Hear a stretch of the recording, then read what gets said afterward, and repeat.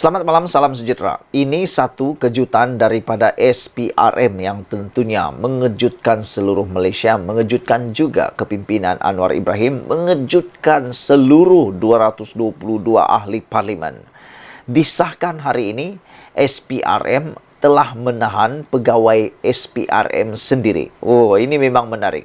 SPRM tahan SPRM. Selain itu, SPRM juga memburu Datuk Roy bersabit rasuah jana wibawa. Wow, siapa Datuk Roy? Ini paling menarik. Suruhanjaya Pencegahan Rasuah Malaysia SPRM menahan seorang pegawainya dan 3 lagi individu, termasuk seorang wanita pada Khamis lalu kerana disyaki meminta dan menerima rasuah sebanyak RM400,000 bagi mengelakkan siasatan membabitkan kes program Jana Wibawa. Nah, syukurlah kedapatan juga akhirnya kan. Mahu supaya program Jana Wibawa tidak disiasat. Pegawai ini pula meminta menerima rasuah sebanyak RM400,000.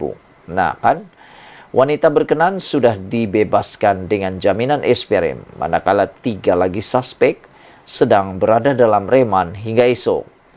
SPRM kini sedang mengesan seorang lelaki dikenali sebagai Datuk Roy yang dipercayai perancang utama dalam kes rasuah melibatkan siasatan kes berkenaan.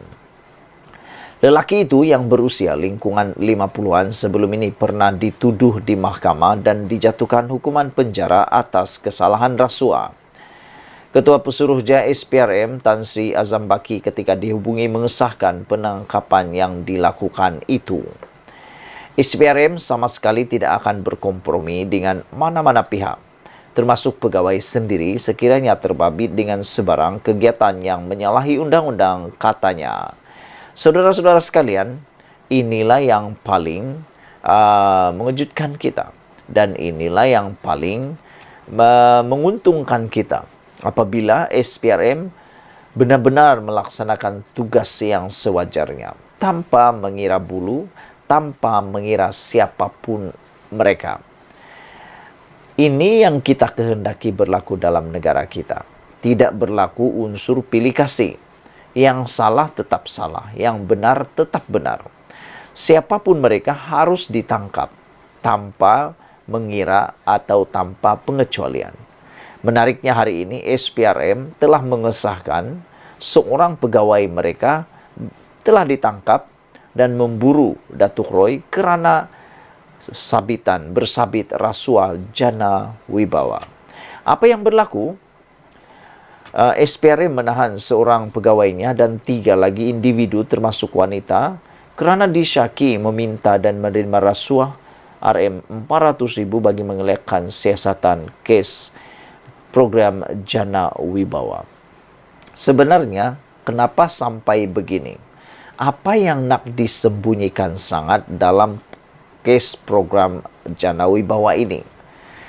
Tanpa ada perbuatan begini, kita pasti memikirkan ada sesuatu yang tak kena.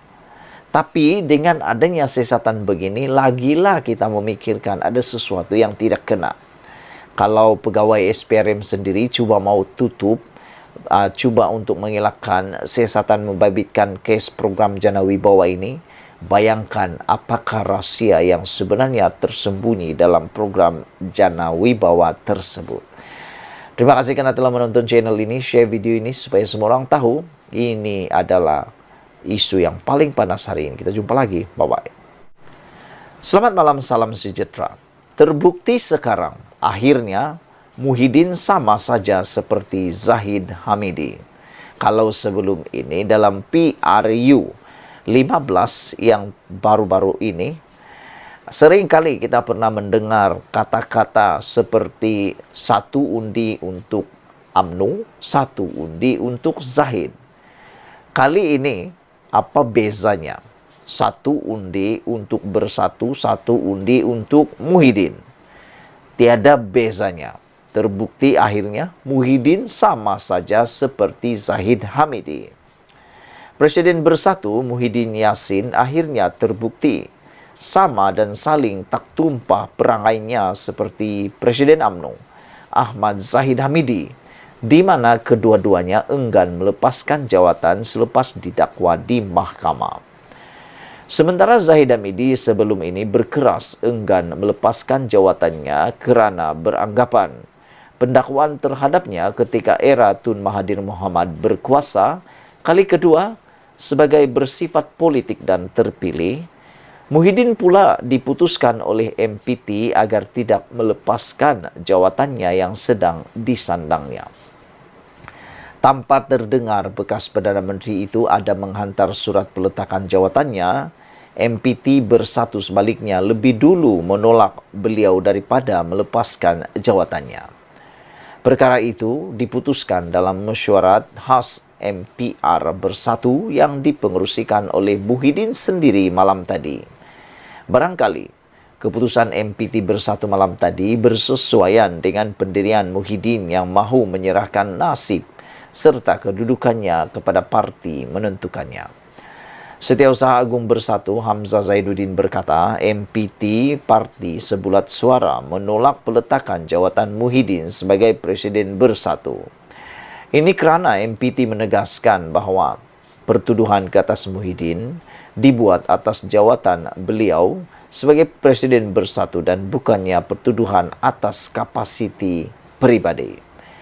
MPT memohon semua ahli dan penyokong bersabar dan bertenang dalam menghadapi ujian yang besar yang bersifat zalim dan fitnah ini, katanya dalam satu kenyataan.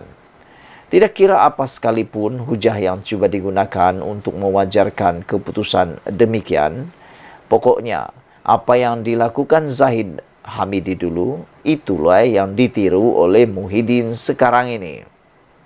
Sama gaya dan sama tujuan, cuma olahan skrip serta jalan cerita saja yang berbeza. Ternampak sama seperti Zahid Hamidi, cubaan untuk menggunakan jawatan dalam parti sebagai perisai terhadap pendakwaan di mahkamah tetap menjadi keutamaan.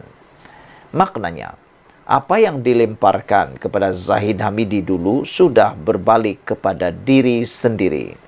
Dalam bahasa kasar sikit, pigidah semua sembang saja lebih.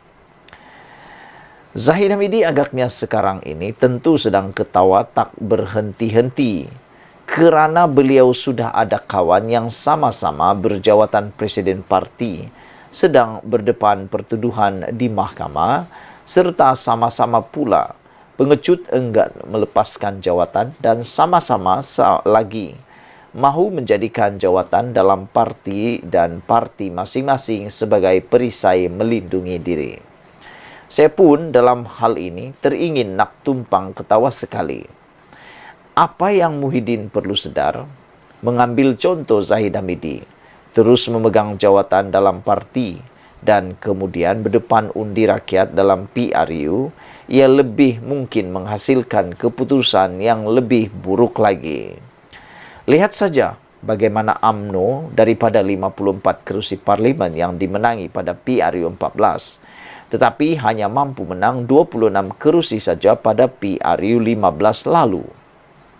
Meskipun banyak sebab mendorong keputusan sedemikian, salah satunya tentulah kerana UMNO ketika berdepan PRU 15 dalam keadaan masih dipimpin oleh Zahid Hamidi yang belum selesai perbicaraan kesnya di mahkamah.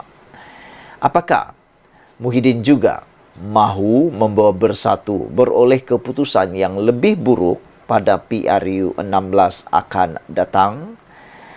Ditulis oleh Sabuddin Hussein, diubah suai oleh Nazilin Unity. Sekian dulu untuk kali ini. Jangan lupa tinggalkan komen Anda, tekan butang subscribe. Kita jumpa lagi. Bye-bye.